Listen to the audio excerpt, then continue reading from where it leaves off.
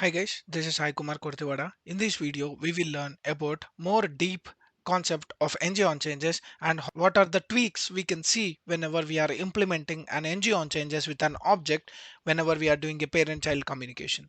To know more about ng-onchanges basic knowledge, please watch my previous video for better understanding. Let me quickly jump into Visual Studio Code.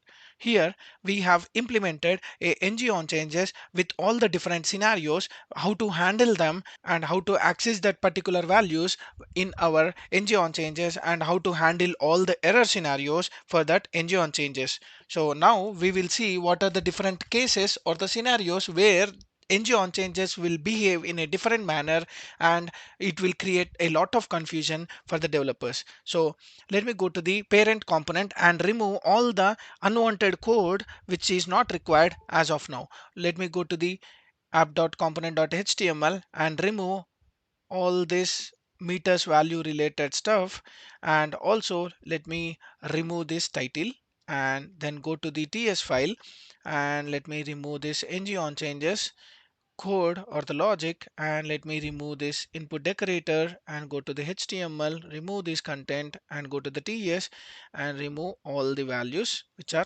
inside this. Let me go to the HTML. Now it is a plain parent and child injection.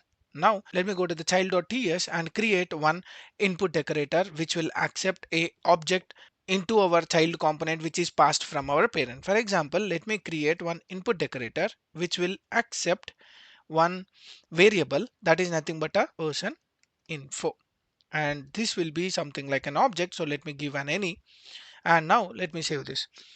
Let me go to the HTML and access a paragraph where the username of that person is something like person info. That is, copy this person info, go here and use a username. So that person is containing a username and that person contains a value which is something like age. So these are the two properties which we need to pass from our parent.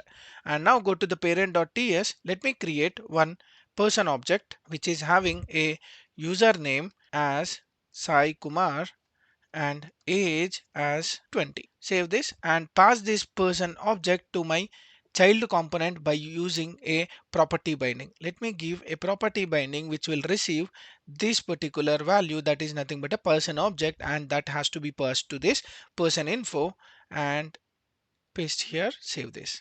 Now let me go to the TS and write one console.log of my changes. That means updates comma that is equivalent to your changes. Let me save this and go to your browser. Let me reload, and if you see, person info is an object where the current value is age 20 and the username is Sai Kumar. Now it is absolutely working fine. For example, let me give a scenario where the requirement is something like I have a button, and this button what it should do is it should increment age by 1. Click and let me use a increment age as a method and increment age as a label and save this. Go and create this increment age.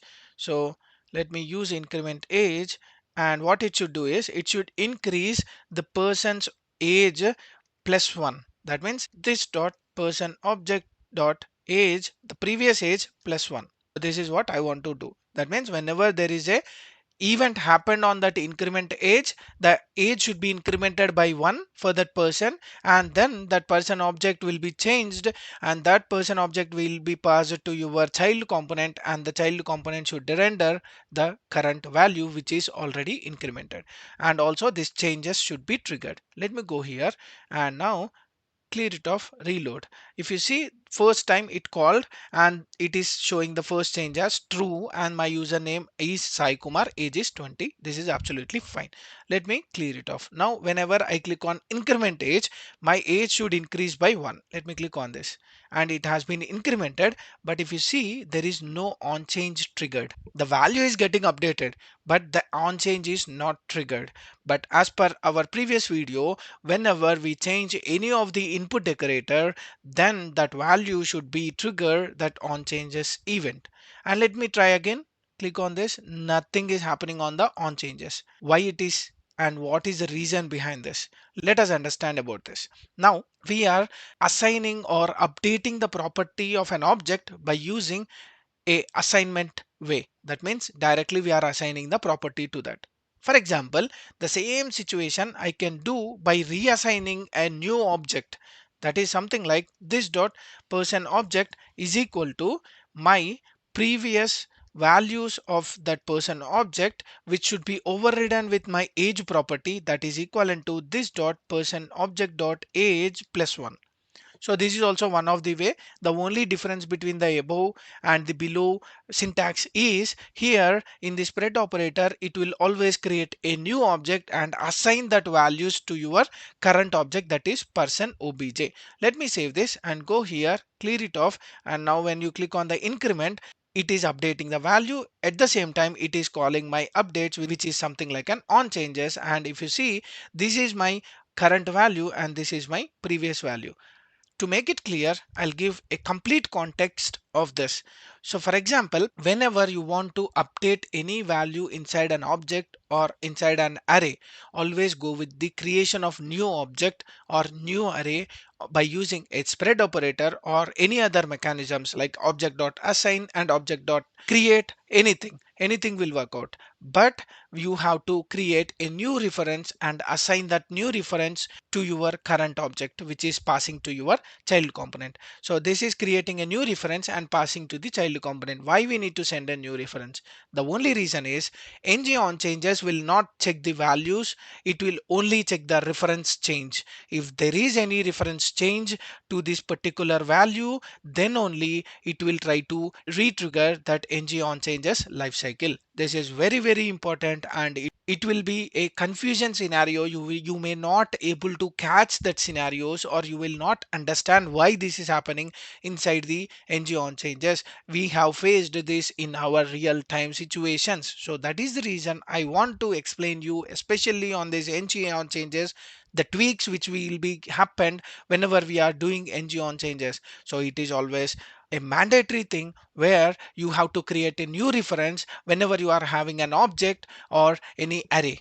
You may be getting one more doubt in the previous video how it worked. Actually speaking, in our previous video we have used only a primitive data types, that is a number and a string. They are objects and we are assigning a new object or a new string directly. That means a string object can be assigned as a string object, then the reference will be changed, and whenever there is a change in the reference, that ng-onchanges will be triggered. So please remember, whenever you are using an ng-onchanges, and if you want to trigger that ng-onchanges on a change of an object or an array, always try to create a new object to that and try to assign your values. And not only the spread operator is from ES6, even you can follow other approaches like this dot person object is equal to object dot assign my previous values with my. I can use something like creating an object with this person object, whereas I can even merge the values of age with the updated value, that is this dot person object dot age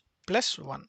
So this also works, but this is the simplest way to update our reference in as per our ES6 format. And this is the way we are creating a new object and new reference to our person object, and it will trigger our ng-onchanges lifecycle. Let me go here, clear it off, and let me click on this. Even now it is triggering that ng-onchanges lifecycle hook.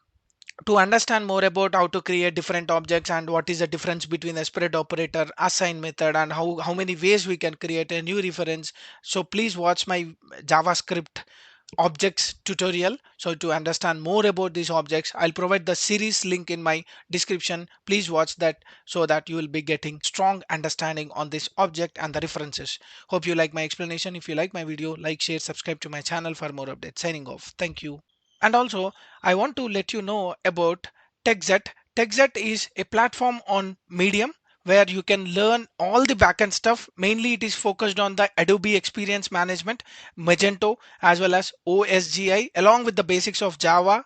And you can see the Sling framework completely. So just have a click on the link below in the description and have a look on this Medium blog. If you like, please like, share, follow Medium blog.